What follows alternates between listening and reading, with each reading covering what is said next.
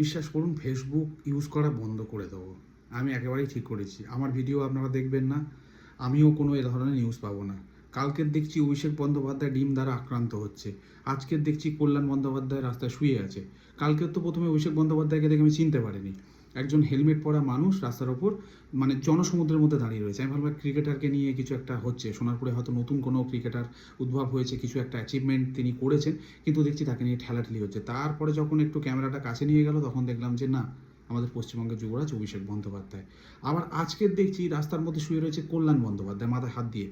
ওই বিহারিদের অনেক ক্ষেত্রে আমরা দেখি না রাস্তায় শুয়ে পুয়ে থাকে যে কোনো জায়গায়, তো আমি দেখে প্রথমে ওটাই ভেবেছিলাম। তারপরে যখন উনি বক্তৃতা দিচ্ছেন তখন বুঝতে পারলাম এ তো কল্যাণ বন্দ্যোপাধ্যায়, কিছুদিন আগে ক্যামেরার সামনে যিনি ওই গ্যাস ফ্যাস ছাড়ছিলেন, মানে মিডিয়া কেয়ার করেননি।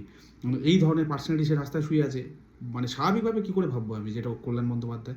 তো যাই হোক, তাই আমি ভাবছি ফেসবুক সোশ্যাল মিডিয়া ইউজ করা বন্ধ করে দেবো, কারণ এই দিনের পর দিন এই ধরনের জিনিসগুলো আসছে চোখের সামনে, এগুলো জাস্ট দেখা যাচ্ছে না। মানে এটা আমাদের রাজ্য রাজনীতি না সার্কাস হচ্ছে, মানে কি অবস্থা! বাইরে বেরোলেই মার খাচ্ছে, বাইরে বেরোলেই চোর চোর বলছে, বাইরে বেরোলেই এই ধরনের ঘটনা, আর সেগুলো আমাদের নিউজ ফিডে আসছে। এই সমস্ত নিউজ নিয়ে আমরা কী করবো, কার সাথে কালচার করবো? মানে একটা ঘটনা কালচার করে না উঠতে উঠতে, একটা নিয়ে আলোচনা করতে না করতে, আপনারা কমেন্ট করতে না করতে আরও একটা ঘটনা, মানে এইরকম করলে তো মানে সত্যিই খুবই চাপ হয়ে যাচ্ছে। ওই যেরকম অফিসে আমাদের ব্যাকলগ জমে যেতে থাকে না, তো ব্যাকলগ জমে যাবে এখানে, কাজ করা মুশকিল হয়ে যাবে। তাই আমার মনে হয় ফেসবুক ইউজ করা আপাতত একটু বন্ধ করা দরকার, কারণ কালকে আবার খুলে দেবো কিছু একটা ঘটনা ঘটে গেছে, পরশুদিন আবার কিছু ঘটনা।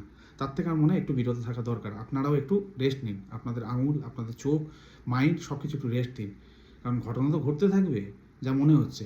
তো কত দেখবেন আর কত হাসবেন, কত কমেন্ট করবেন, কত কিছু বলবেন, বলার কিছু নেই আমাদের। আমার মনে হয় একটু বিরত থাকা দরকার রয়েছে।